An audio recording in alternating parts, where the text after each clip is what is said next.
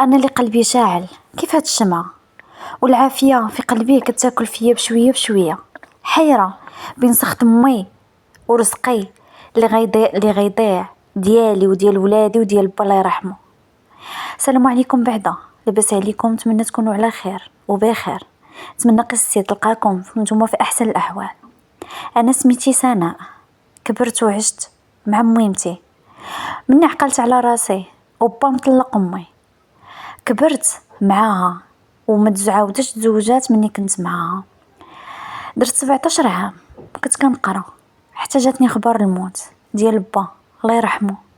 وبا ما كانش عاود تزوج، يعني ما عندوش شي ولاد او عائله من غيري. وبا كان لاباس عليه بخيره، الحوانت والمحلات والديور الكرا وعاد الدار ديالو هو.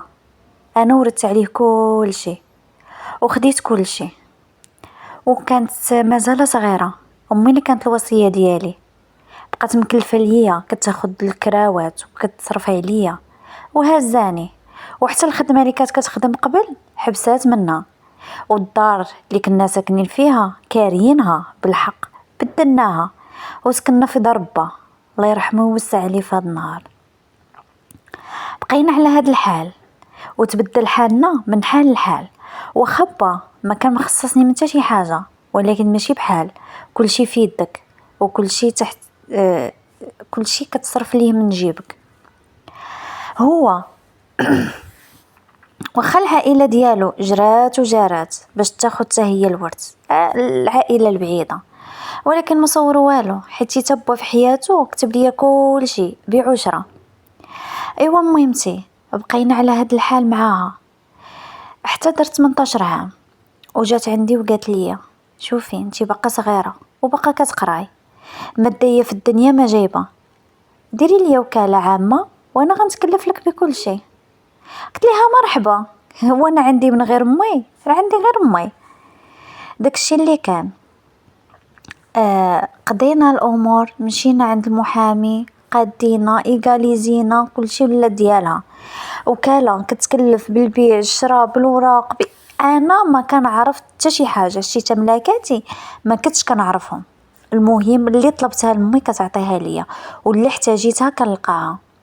داز الوقت تزوجت، انا تعرفت على راجلي، درنا عرس، دارت ليا ما نقولش لكم عرس الفريع الفروعي ولكن راه بفلوسي، زعما الراجل ماشي لاباس عليه على قد الحال.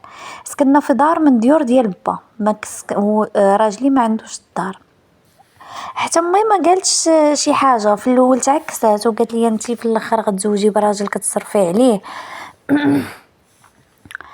ولكن ما ديتهاش في هضرتها، كنت كنبغيه ولا يعمرها دار وباقي لا يعمرها دار وصدق راجل. ولدت معاه 2 وليدات، حتى لواحد نهار جات عندي امي كتدق، حليت عليها الباب وديك الساعات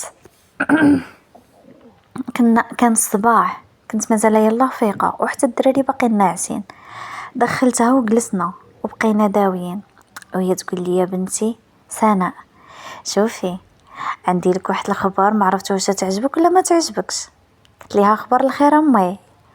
قالت لي راني غادي نتزوج، راجل تقدم لي واحد الراجل وإلا كتاب غادي نتزوجو. قلت لها شكون؟ صراحه ما خطرتش في بالي ابدا حيت هي صغيره وما تزوجاتش عاد حتى كبرات. قالت لي انتي درتي دارك ودرتي وليداتك وما بقيتيش زعما معمره معايا بزاف، وبغيت لي ونسني حتى انا ونونسه. وبيني وبينكم البنات ما عجبنيش الحال، واش السيده حتى دارت الحفايد عاد تمشي تزوج؟ شنو نقول لراجلي؟ اويلي امي مشات تزوج. بقيت كنشوف فيها قلت لها امي على الشيطان، واش انتي درتي الحفايد عاد باغا تزوجي؟ وبنت لي تقلقات وغضبات. قلت لي شنو انتي مع راجلك وانا بوحديتي في الدار، ندور تنعيا وندخل الدار ولقاها خاويه.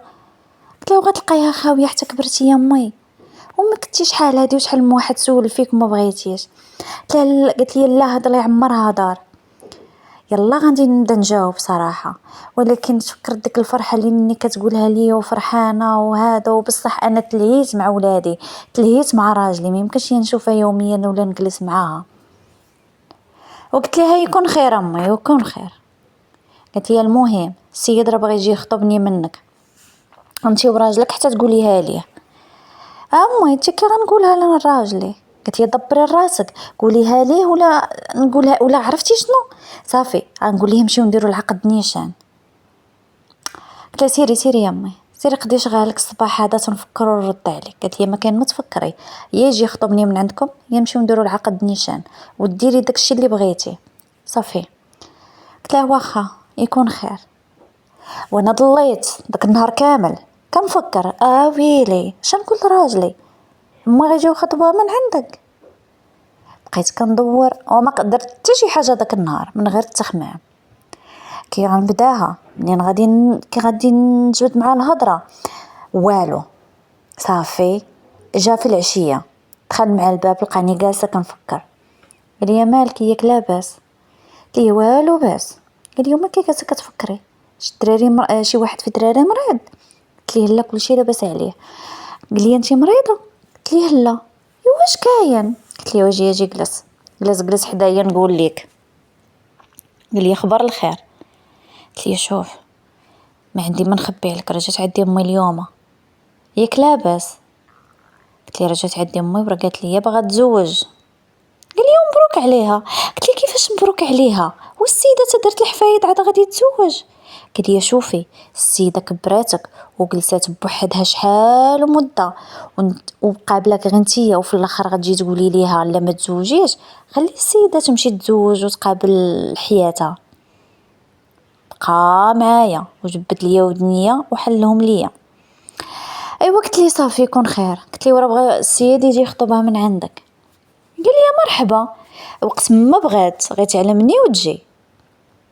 قلت ليه صافي. عيطت على ميمتي وقلت لها راجلي شنو قال لك؟ طارت بالفرحه. قلت لي واش شتي نسيب صدق احسن منك؟ قلت لها ما صدق احسن مني. الله يربحكم. وانا ما متقبلاش الموضوع نكذب عليكم ما رضيتش اش نقول للناس والجيران والناس والمعارف قالت لي وصافي السبت غادي يجيو. قلت لها مرحبا. ايوا نكذب عليكم الصباح تما جايه عندي جايبه 2 عيالات خملوا لي الدار وقادت وجالسه تقاد في الحلوه وتصاوب ما خلات ما دارت. ومني سالات من الدار وداك التوجاد مشات لك للصالون والحمام وتقاد وقولي بنت 18 عام 19 عام. وعاد خيطات ليها قفطان ديال داك النهار جات. والله الا بقيت كنشوف فيها جات زعما ما نقولش لكم عروسه طلعت زويونه بصراحه. قلت لها امي واش انت كبرتي عاد تديري فيك الضحك جينا على الشيطان وتكمشي وجلسي. قالت لي على مالي ما فرحتش في صغري نفرح في كبري. قلت لها واخا امي. ايوا مشى جو وصل السبت اللي قلت لكم مشات الحمام ومشات للصالون وهذا ودخلات وجايه من الصالون كيلو المكياج في وجهها. قلت لها امي سيري نقصي داك المكياج راه غديري فيك الضحك. قالت لي ماشي شغلك ديها في راسك. واخا امي سيري. جاو الناس دخلوا راجلي غير شاف امي حضر راسو حشم منها وعرفتي شحال ديال المكياج دايره عرفتي بحال جات المراهقه المتاخره. جلسات دخلنا قبل ما تجلس بعدا دخلنا استقبلنا الناس جا هو وشي 2 خوتو وعيالاتهم. السيد تقريبا قدها في العمر. جلسنا السلام هذا تعرفنا جمعنا شويه تما الداخله هزات حتى هي. عرفتي كنعاود وكنت فكرها نكذب عليكم والله ما راضيه نعاود هذا الشيء ولكن خاصني نعاود باش نفش قلبي. داخله وحشمانه وما قداش تهز راسها ما تقولش مراه عندها 50 عام. انا بقيت غير كنشوف راجلي هو اللي كيدوي وكيتشرط وكيعزز فيها صراحه. داز داك النهار بخير وعلى خير. هو ما نقولش لكم من الفرحه اللي كانت فيها فرحانه وما قدتها فرحه. غير خرجوا هما قالت لي كي جاك؟ قلت لها زوين الله يكمل بالخير ولكن امي مع ذلك نقول لك فكري. قالت لي ما كان ما نفكر هذا الراجل اللي غادي نديه. قلت لها وصافي الله يكمل بالخير. بدلت حوايجها وخرجت مشات لدارها. ايوا ما نقولش لكم انا وراجلي جلسنا نتحدثوا. قال لي شوفي ما تبقيش مسطعه راسك ومعصبه راسك خلي السيده تعيش حياتها. قلت لها ودي راه دارت الحفايد. قال لي واش حنا نبقاو نعاودوا في هذه الهضره وانا نضرب الصقله. سقلت، بقيت قلت لي حتى شي حاجه. ايوا البنات بقينا على هاد الحال. والوكاله راني باقي دايرها ليها، وخا راني كملت قرايتي وتزوجت وولدت، وراجلي عمرو وين قال لي حيدي الوكاله لامك وعطيها ليا، اولا حيديها لامك وصافي قبلي شغلاتك انتي. عمرو ما جبد معايا حس الورث اولا شي حاجه. حتى لواحد النهار جات عندي ما كتدق عاوتاني على الصباح، ناري ملي كتجي ديك المجيه ديال الصباح كنعرف شي خبار جايبها ليا عاوتاني. حليت عليها الباب قلت لها ما حددتو العرس امتى؟ قالت لي بركه من التبهلات، خليني ندخل. ايوا دخلات. ايوا قالت لي اجي نهضر معاك. قلت لها شنو كاين عاوتاني؟ قالت لي راه غنديروا العقد السيمانه الجايه ان شاء الله. قلت لها مرحبا الله يكمل بالخير. وشوفي راه خطيبي يهضر معايا في واحد الموضوع وبغيت نهضر معاك فيه. قلت لها امضره ميمتي اشنا هو هذا الموضوع؟ قلت لي شوفي شي الوكاله اللي دايرها ليا الوكاله العامه ديريها له هو. قلت لها علاش؟ قلت لي حينتي هو كيغير عليا وراه ما كيخلينيش نخرج وما غيخلينيش نخرج وغنتعامل مع الرجال وبحال هكا هو ما بغانيش نبقى نتعامل مع حتى شي واحد وغنبقى نخرج غير معاه وندخل غير معاه. واخا ما هاد الهضره وفهمناها، ولكن الوكاله اش غيدير بها هو؟ ويلي على شنو غيدير بها؟ على شكون الراجل دابا ديال الدار؟ شكون اللي غيقابل لينا شغالنا؟ شكون اللي غيقضي لينا شغالاتنا ويقابل لنا المحلات ويتعامل لينا مع الرجال ومع كل شيء؟ قلت لهم وين على الشيطان؟ وراجلي فين خليتيه؟ ولا وراجلك خدام ومقابل شغالات وما كيفهمش في هاد الشيء، واش غيفهم هو في المحلات؟ واش غيفهم في المحل الفلاني؟ واش غيفهم؟ قلت له راجلك كيفهم فيهم؟ قلت لي راه ولد السوق راه كيفهم، راه تبارك الله عليه مجبد، راه مطور ما تخافيش عليه. قلت لها شوفي يا امي انا اصلا مني قلتي لي غادي تزوجي راه ولا غير ديري العقد ان شاء الله وراه غادي نحيد ديك الوكاله. قلت لي كيفاش غتحيديها؟ قلت لها غادي نحيد ديك الوكاله العامه وقلت ناويه ندير لك غير ديال الاوراق، زعما انت اللي تكلفي ليا بالاوراق وداك الشيء، ولكن مادام راجلك ما غيخليكش تخدمي وتخرجي وتقابلي ليا شغالاتي وتلوراق وداك الشيء، المهم راه غنحيد لك كل شيء، غنخلي ليا ملاكاتي غنقابلهم راسي. وهي تنوض ليا يا البنات ما نقولش لكم كيش علات، ما نقولش لكم اش دارت. جات عندي وهي تقول لي ياك المسخوطه هذه الخير ديال التربيه ديالي فيك، ربيت وكبرت وما خليت ما درت وصرفت وجريت وجاريت وكبرت لك مشروعك وما خليت ما درت ودافعت عليك هنا وجريت هنا قلت لها امي وتا انا دابا راني رديت لك كل شيء، انا شحال من عام ودرت 18 عام وما خديتش الوكاله وجايه دابا عندي كتقولي لي ديري الوكاله الراجل براني؟ ياك المسخوطه هذاك الراجل ولا براني وراجلك انتي ما برانيش، حتى هو براني اللي باغا تعطيه. امي انا واش انا قلت لك غادي نعطيه شي حاجه؟ راه قلت لك ملاكاتي غنقابلهم من راسي. هالسخت هرضه الا حيدتي ليا الوكاله ما تكتبيهاش لي، ما تحيديهاش ليا انا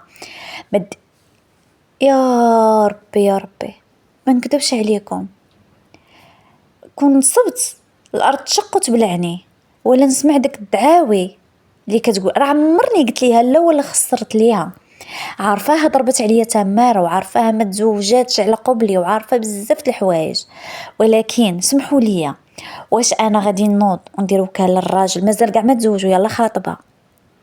واش انا غندير ليه وكاله؟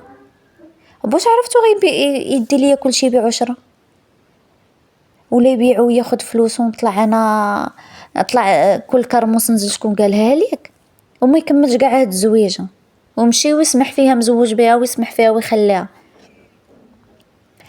ما عرفتش فيما نهضر معاها في هذا الموضوع دابا.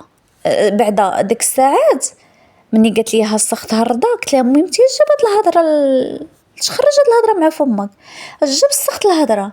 واش رزق با بغيتيه تديه انتي وديه راجلك؟ واش انا ما نتبرعش برزقي؟ واش انا ما قاداش نقابل رزقي؟ راه ولادي كبروا غيدخلوا المدرسه وانا غادي نقابل شغلي. قالت لي لا نو كحل عيونو واش تاخدي شي حاجه؟ واش انا مكبره فيك شي حاجه؟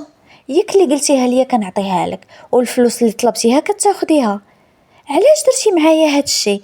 يا المسخوطه يا الفاعله، سيري كيف ما عصبتيني يخرج لك في ولادك، يعصبك ولادك وشوف التعاوي. سيري هادشي اللي كديري ليا بغيتو ولادك يديروه ليك. واش البنات مني هضرت على حقي وبغيت رزقي وليت ولادي غيخرجوا فيا هادشي؟